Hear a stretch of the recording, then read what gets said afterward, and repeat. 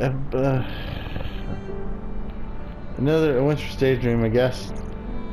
Let's do it. Let's play winter's daydream. The Joshy blocks.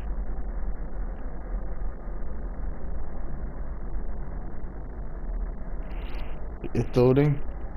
Sorry. I'm gonna look on Twitter, see if there's something interesting to talk about. It's taking a little while. Check. Oh, never mind. My grandmother's home, quintessential Japanese, the walls. Let's get back to the part where they talk about the doll. I remember we just did that part. He's super into this doll. Name is Lisette. Grandparents bought Lisette when they were on holiday in Europe years ago. Right, okay. When she was younger, Atoko used to examine Lisette, brushing her hair and unbuttoning, then rebuttoning her dinky little shoes. I played with Lisette too, though not quite as delicately as my sister. Yikes. I used to tip the poor doll upside down, intrigued to see what sort of underwear she had on. Okay, still a little weird. Plain white drawers, if you're interested. TMI, man, TMI. It wasn't a particularly exciting sight. I'll bet. Visiting my grandparents was never exciting. This old house reminds me of my childhood, of long, seemingly endless summer days, where I would lounge about in the shade, trying to keep both the heat and my own boredom at bay. It never worked. Sometimes my parents and my grandparents and Atoko and I would eat slices of watermelon sitting on the wooden veranda outside. The watermelon was grown locally, its firm green concealing an inviting pale pink interior studded with little black seeds. Yeah, we know what watermelons look like. We used to sprinkle salt on our slices of watermelon to draw out the flavor. It's a trick my dad taught me. Maybe I should try that. Okay, so I appreciate that advice. That's interesting. Salt on fruit, huh? Interesting. So maybe I should try that sometime.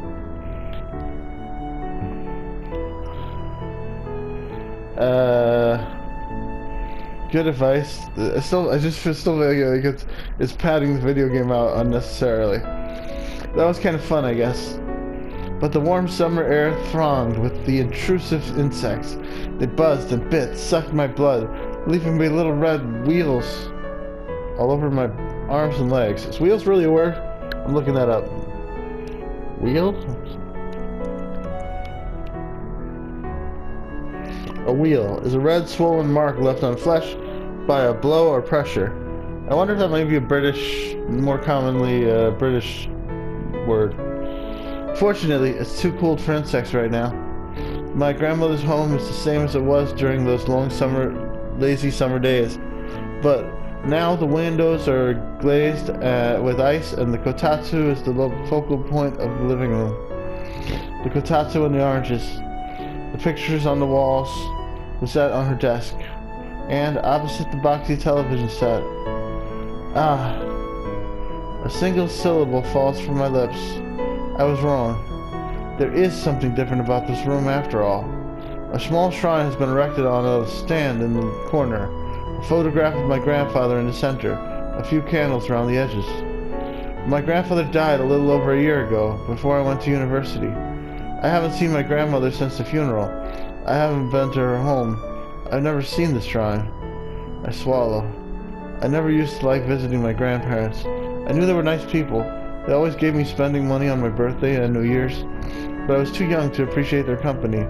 Then my grandfather died. He died, and I wasn't that upset because I didn't really know him, but that upset me more than his passing did. I didn't know him. How was that possible? I had plenty of opportunities to talk to him during my childhood, but I never took advantage of them. I feel like this is pretty accessible, you know, like pretty. I feel like I can relate to this. It's relatable. Instead, I spent my time at my grandparents' home, lounging around like a malcontent cat, reading and rereading volumes of boys' manga I'd brought with me to stave off the inevitable boredom. Yeah, that's very relatable too. Maybe that's the real reason why I decided to see my grandmother today. No, you got chased off by a Otoma, that's why you did. Otoko contributed to my decision, but yeah, she controlled your decision. This is something that weighed on me for a while. Guilt. I don't want my grandmother to die like my grandfather, as a mysterious, benevolent entity who existed as nothing more than a shadow in the periphery of my life. I wanted to get to know her a little bit better, not as an estranged family member, but as a human being. She deserves it. She's always been so nice to me after all. Her and my grandfather. Sorry to keep you waiting, you. My grandmother enters the living room, supporting a tray in her ropey hands. Here's your tea. Oh, thank you. Do you need any help with that? Don't fuss so much, dear. Like I said, you're my guest. It's my job to look after you. Now sit back down. My grandmother slides a cup of tea from the tray and places it atop the kotatsu besides the bowl of oranges. Thank you. I bowed my head, my voice hushed. I waited until my grandmother had placed her own cup of tea down and slid beneath the covers before I take my first sip. Is it good? I swished the tea from one side of my mouth to the other, savoring the taste. I never liked green tea when I was little, but now I've developed a tolerance for it that borders on fondness when the right criteria are met. My grandmother's tea fortunately meets all those criteria. The tea has a soft, slightly muted taste. The leaves must steep for just the right amount of time, allowing their earthy flavor to seep through the warm water. It's good. Thanks a lot. It's no worry, dear. Yukinari always loved my tea. He said brewing tea was my one talent. Grandpa, huh? Though it might be insensitive, I can't help but glance back at the shrine. My grandfather looks back at me from behind the smooth, glassy frame that entombs him, a smile on his face. I think it's a nice picture. It would be too sad if his funeral photograph bore a frown. Though, now that I think about it, I can't remember ever seeing him frown. He was a very cheerful, good-natured person. He swore it was because of the air around here. It's the cleanest in Japan, was what he always told me. It's been a while since his funeral, huh? That's right, it's been more than a year already, though it feels like it was only yesterday. Do you,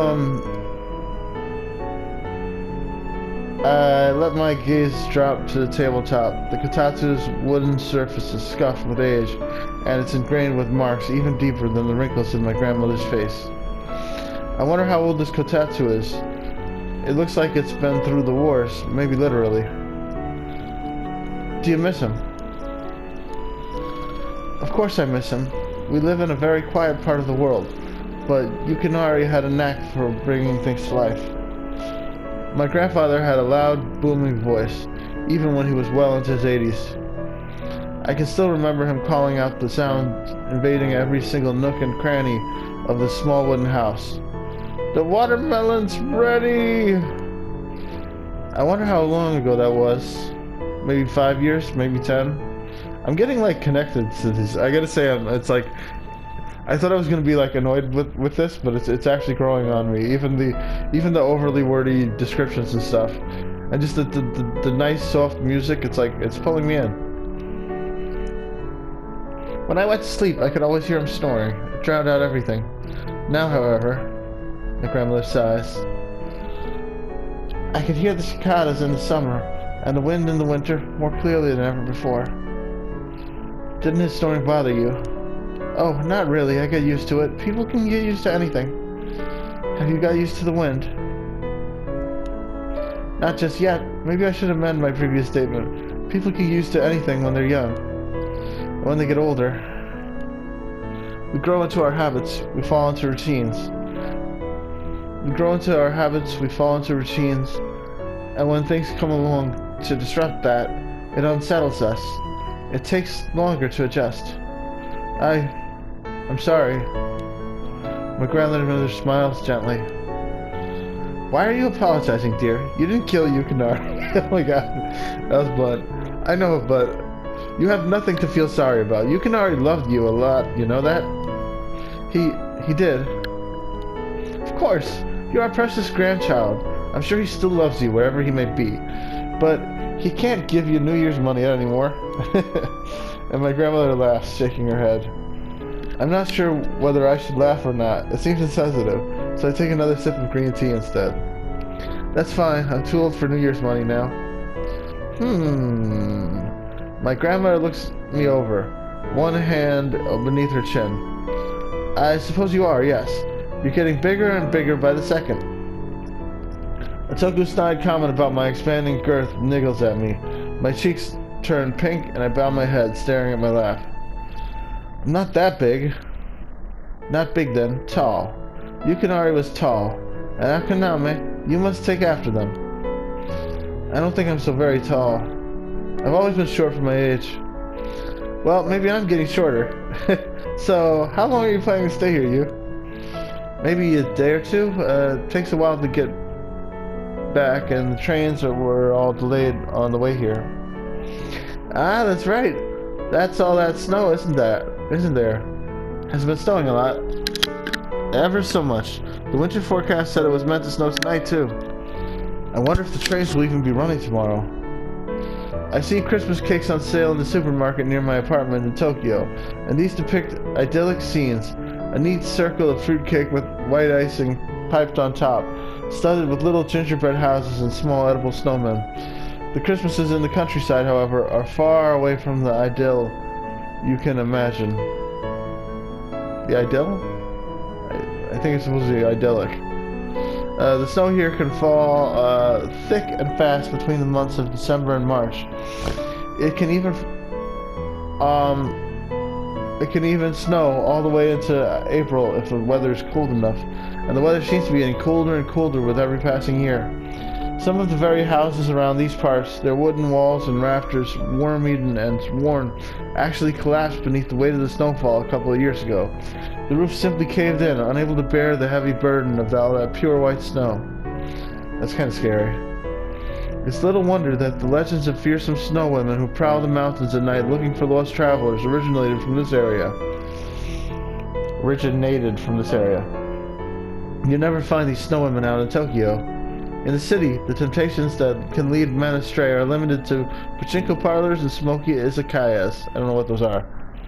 Pachinko, or yeah, I know what those are. Pachinko machines, right? They're like gambling machines. It's like slot machines, right? I guess ghosts seem laughable when you're surrounded by so many high-rise buildings. It's much more isolated in the countryside, quieter, lonelier. If I strain my ears, I can hear the sound of wind whistling through the skinny, denuded trees outside. I shiver beneath the kotatsu. All of a sudden, I feel like a young kid. You can stay here as long as you want. If the trains aren't running, though, I hope you don't get too bored. There isn't much to do out here, particularly when the snow starts falling. It's fine. I came here to spend time with you anyway. How sweet. If only Otoko would do the same. She prefers to be called Otome now. Now you're correcting her? Oh, you bitch. I hate you so much. You could just call her Otoko with your grandma and not confuse me. Oh, yes. I forgot. When you get to be my age, you start forgetting things, just like Yukinari. He's always misplacing his glasses, even when they were on the bridge of his own nose. You seem pretty spry to me. In fact, I think you look even younger than before. Well, thank you. Yeah, she does. She looks great. For 80. It's very kind. Lucky to have a caring grandchild like you. Oh no, it's nothing really. And I mean it. I've had so many opportunities to reach out to my grandparents in the past, but I never bothered. Visiting them in my youth was a painful experience, even worse than having teeth pulled at the dentist. Then, before I realized it, my grandfather was dead. He was dead, and I never tried to get to know him. That was the wake-up call I needed. My grandparents, though they were born in a different generation to mine, are still human beings. They must get lonely too. I got lonely in Tokyo in my first few weeks of starting university, even though I was always surrounded with people. Maybe I was homesick. I can't imagine how lonely my grandmother must feel now that her husband of more than 50 years has passed. She'd been with him for such a long time and devoted so much of her life to him. Now he's gone. Vanished into thin air. My grandmother is still smiling, but I do wonder. I glance at grandfather's shrine once more. His photograph looks back at me, his eyes unblinking. Unfortunately, a photograph can't bring back what has been lost. This is just a snapshot of frozen time, forcibly removed from all context. one day to be devoid of all meaning. What's worse, what worth will photographs like these have 50 years from now? 100? 500? Who will remember my grandfather when the rest of his family is gone? A knot twists in my stomach. Outside, the wind outside continues to howl. The weather forecast is right.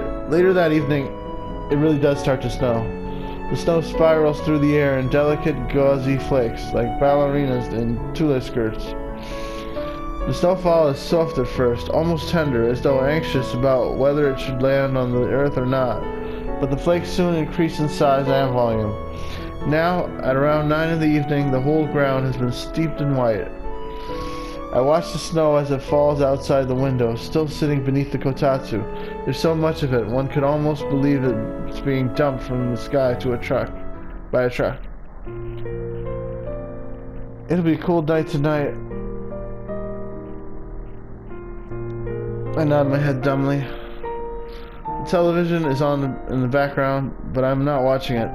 I haven't been watching it for the past half hour. I'm too busy staring at the snow. Each flake of snow that drifts past the window stirs new memories in my heart.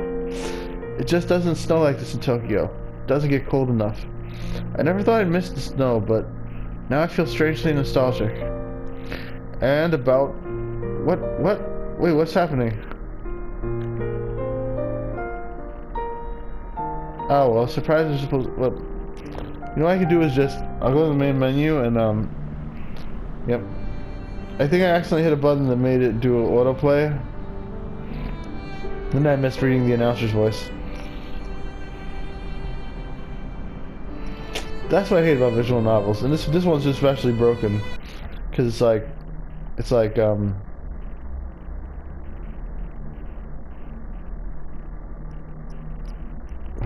Stopwatch.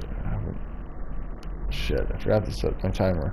I must have already been going 10 minutes, but I'll try to go at least another 5-10 minutes, and then I should probably end the video just to be safe.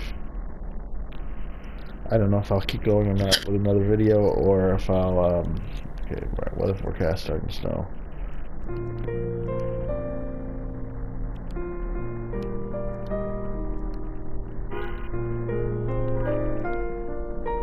And about Palette Princess New CD. Oh, look at that. It goes by. That one skips no matter what. And it like. That's weird. Why does it do that? Okay, let's try that again. Main menu.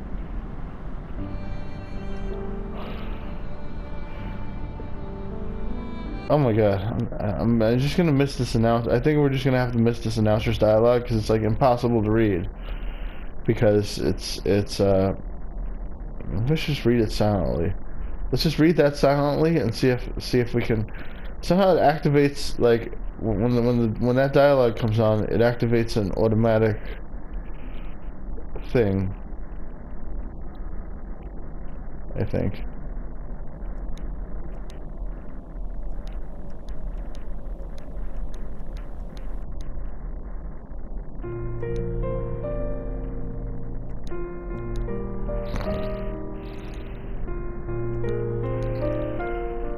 Okay, here it comes.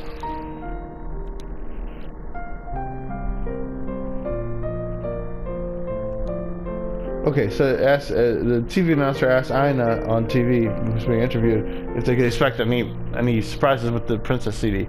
Ah, well, surprises are supposed to be kept secret, you know? I don't want to spoil anybody's fun. Aha! Evasive as always, but that's why we love you, Aina. Yeah, it's just like in one random sequence, it skips some dialogue. And, I don't know why it would do that. What's it? Yeah, I do know, it's a glitch. And it would be fixed by the ability to go back and read previous dialogue, but this game doesn't have that. All women need to have one or two secrets, even those who spend their lives performing. The television buzzes dimly, images flicker on the screen, but they look hazy and indistinct as though I'm viewing them from beneath a film of water. A man in a gray suit sits on a couch. A group of girls in gingham face him. Spoken with a wink that could make any man's heart flutter. If you've fallen for the charms of the adorable Aina and her group, Palette Princess, please consider supporting their newest release. And again, for any latecomers, what's your latest CD called? Dreaming in December. Do you know that group, you? I turn, tearing my eyes away from the window, and look over at the girls who are displayed on the TV. The image on the screen is shaking uncomfortably, like it's being broadcast live from a boat in the middle of a storm. It's making my head hurt. At least I can make the image out more or less. There are 5 girls wearing matching outfits. They're idol band, right? In various colors: green, blue, yellow, purple, and pink. I think the girl in pink sitting in the center is the leader. Aina, was it? I think Otoko likes that group, but I'm not interested in idols. I don't listen to pop music either, but they look like nice girls. They're very smiley. You have to be smiley. That's how they sell CDs. How cynical. Is that what living in the city does to people? Living in the city. And the internet, maybe. Well, I wouldn't know much about that. I've never gotten along with the so-called World Wide Web. The World Wide Web. Someone once pointed out that the World Wide Web is faster. It's faster to say World Wide Web than it is to say www. Doesn't feel faster though. I like to say www. I don't like to say World Wide Web. World Wide Web. World Wide Web. World Wide Web. And my grandmother makes quotation marks with her fingers when she says it, as though the internet is some kind of strange voodoo magic far beyond her understanding. Typical cliche older lady. Well, to people who aren't familiar with the internet, it might as well be voodoo magic. I don't entirely understand how it works myself. Yeah, good point. I don't either. It's a good thing I'm studying law and not computing. Kaname tried to set me up with one of his old monitors, and Otome.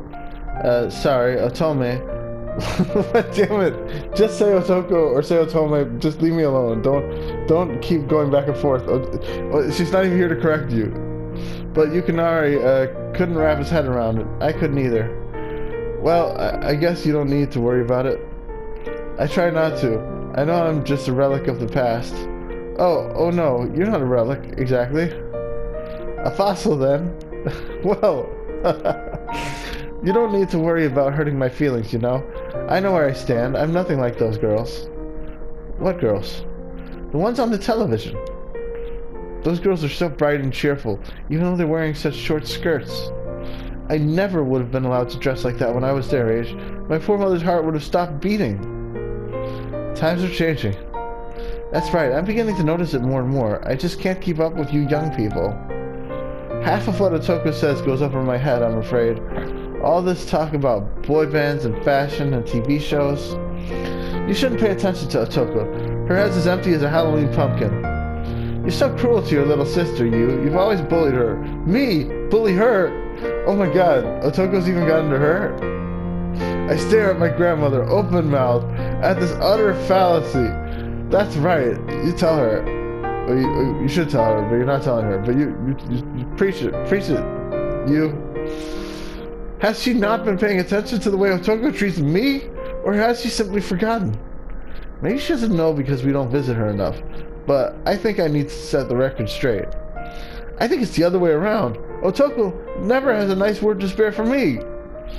Maybe she doesn't think you deserve nice words to spare. Otoko has everybody, like, locked down. She's got this family. She's like the queen of this family. And she's just, like, completely... They're afraid to say a bad word about her. Why not? You did lock her in our futon closet when you were younger. Oh, yeah. I paused, shamefaced. My self-indignant anger spent. I guess my grandmother's right. I did do that. It happened so long ago, I'd totally forgotten. I think Otoko was trapped in that cramped, musty closet for half an hour until my parents finally realized she was missing and organized a search party. That was a long time ago, though. You say you're getting on in years, but you have a memory better than I do. How could I forget? You caused such a commotion. Well, I guess I used to be a brat when I was younger. Most children behave badly. It's nothing to be ashamed of, but I don't know if you ever apologized to her. My grandmother gives me a piercing look. Oh shit. Did you apologize, you? No, but it was so long ago. It's not like it matters anymore. That's what you might think, but these little things can stay with people.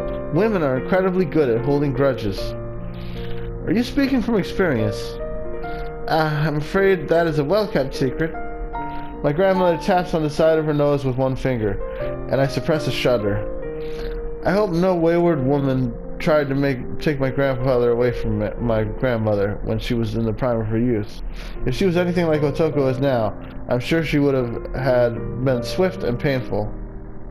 Or something. I'm sure her vengeance... I think I butchered that, but her vengeance would have been swift and painful. Still, my grandmother frowns. Her forehead creases with innumerable wrinkles. I know I'm past my prime, just like poor old Lizette. Dolls like her used to be exceedingly fashionable back in the day.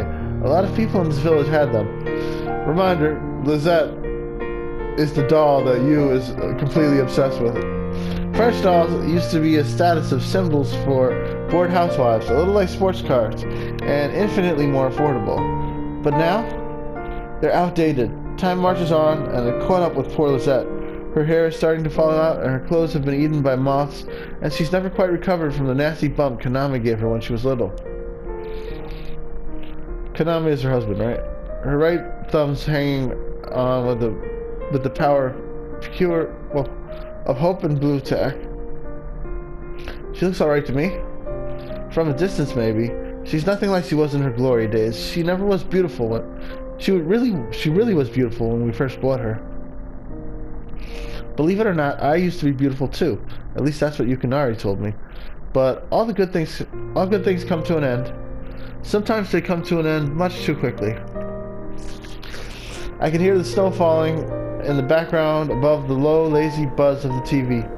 The wind whistles about this old house, shaking it to its very foundations. Like Lizette, I've seen better days. I wonder whether my grandmother's house will one day collapse beneath its old age and all the snow. What will last longer, my mother or her home? I don't know much about my grandmother's past, but perhaps that's because there's so little snow to know. She was born and raised in this tiny village. She never left save for the odd trip or two to Tokyo and her honeymoon in France. She never had any reason to leave either, because life was comfortable here, in all its simplicity, and she had no desire to move. Life was simpler back then. Maybe that's because the internet had yet to be invented. It's hard for me to believe, but my grandmother grew up in an era without the World Wide Web, as she calls it. When people wanted to unearth new information, they went to the library or asked around the neighborhood. Progress really is amazing, but people always get left behind. In my grandparents' case, it happened quite literally, as more and more residents of this village began to move outwards in search of new jobs. All the young people left, while their aged parents stayed on. No new blood came in, so this village stagnated. In a few years, all those old people will be no more, and then this place will be completely empty. A ghost village filled with the carcasses of the ancient uninhabited houses, just like the discarded shells of cicadas. The population of the city will continue to swell, while quiet countryside villages such as this will fade away. The village is already unmistakably beginning to die. You can see in how dirty and dilapidated the train station is, how empty the streets, how ramshackle all the old wooden homes. There's hardly anybody here anymore. Just the wind and the snow and the stars. I still remember when I first met Yukinari. I think this must be a new part, because we had that like blue part, and so this is a new part that where I should, if I quit now, I should start here. My grandmother's voice is soft, her eyelashes downturned. Okay, let's check. Well, I didn't really need to check because I was gonna keep playing. I don't know. Maybe I'll take a little break though.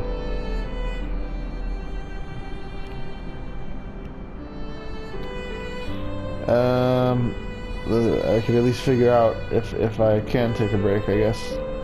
No choice now. Loading, Winter's Daydream.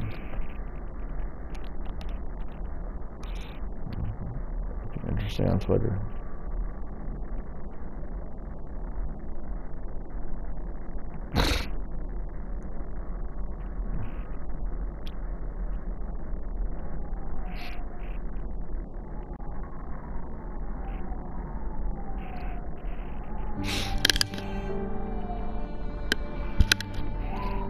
I still remember when I first met Yukinari. Yep, we're good. I'm gonna save the video clip here anyway, and momentarily. So see y'all in the next video.